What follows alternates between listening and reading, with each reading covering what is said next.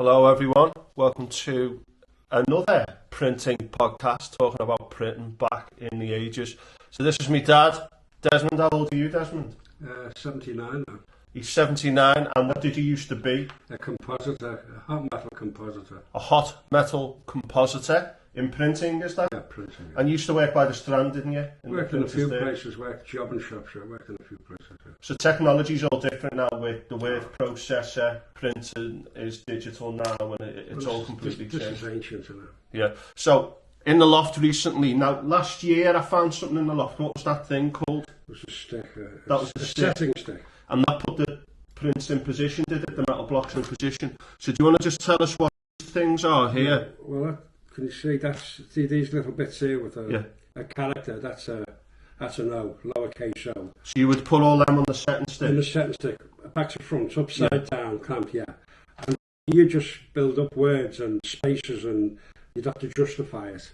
Because it all has to be, the ends have to be level. So justifying, people do that on a computer today, don't they? Where it's the same on the left and the right. But this used to be physical, so you do and that, yeah. This is a huge W, isn't it? Well, that's a cap, yeah. Or it could be a lowercase. For a headline or something cap, like that. Yeah, a drop cap. Yeah.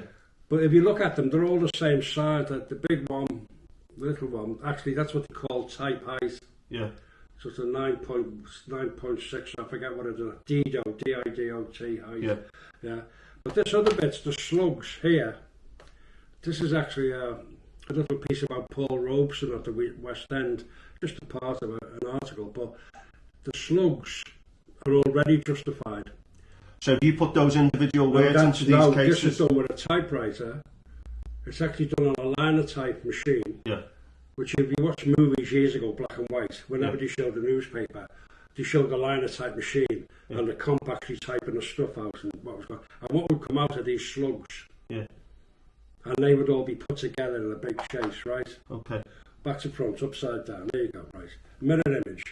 But that's a more mechanical way of doing the hand setting. That's all. It was actually invented by a clockmaker, a Swiss guy. It's a very complex operation. It had a different keyboard as well from the QWERTY. Yeah. It was an American standard keyboard. So can they be changed? Yeah, you can. Well, there used to be mistakes and you'd have to go through them. What you do, you change the slug. Yeah. You wouldn't change, you just take the slug out and replace it. So with some of the slugs were permanent and you could use those words again? Once the reader read it and it was corrected, say line 27 of a column, you could take that line out and replace it with the correction. The correction has to be done on a machine.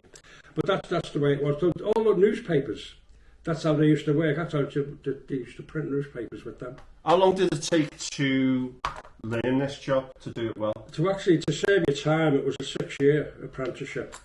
Yeah, and you had to be able to read backwards as well, didn't you? Well, that's just part of the game. It was a City and Guilds qualification, and you had to do 6 years. And then you come out your time, and then normally, you try to get to a place where you had better wages and more money and stuff like that. And you were called a journeyman once you're qualified, So you went into printing quite early in your life, didn't you? But we've talked about this on another podcast, but did it get de-skilled? Is that why you left? Well, in the end, it became de-skilled. In the 80s, it was just being taken over by computers. The whole thing was just totally de-skilled, yeah. Right. So they used to call a union the chapel. It all comes from the monks, the monks used to describe, used to do the books. Well, the whole terminology to do with print, and although you're in a commercial operation, the unions, craft unions, they would call the organisation a chapel.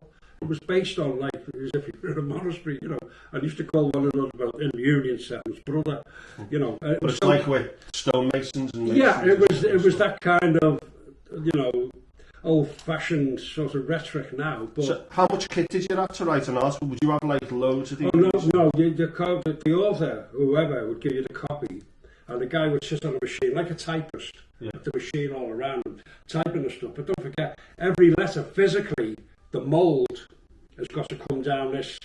It's like a Heath Robinson thing. Right, it was invented by, as I said, a Swiss watchmaker, and that's why the alphabet has to be different from QWERTY. It's a physical thing. You've got a space between like a W and a Q and stuff like that. Well, a computer just squashes that. The computer amends it. When that way, you have physical restraints on this, and also the keyboard, the things used to slide down a magazine into a mould and they get pumped with lead, but everything was recycled. It was a good one, but it was a messy thing in one respect, but it was good in another one.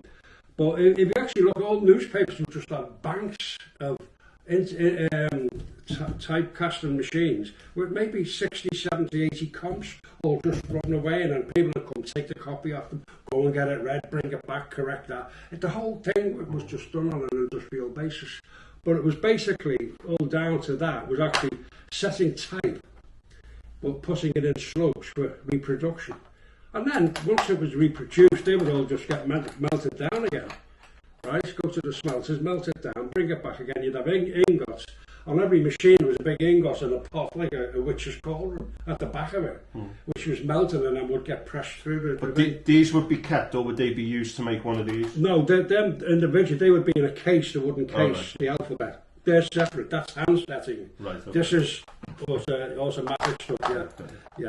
But that's the way it is. But you can see the thing is, though, they're all the same height, see? Yeah. Because you all have to be type height. Yeah. Unless they get put in a chase then, which is just a metal frame locked up, and then it gets quite technical then about the actual layout and pagination of the paper. Yeah. Thanks for sharing. Okay. That. Cheers, Taff. Yeah.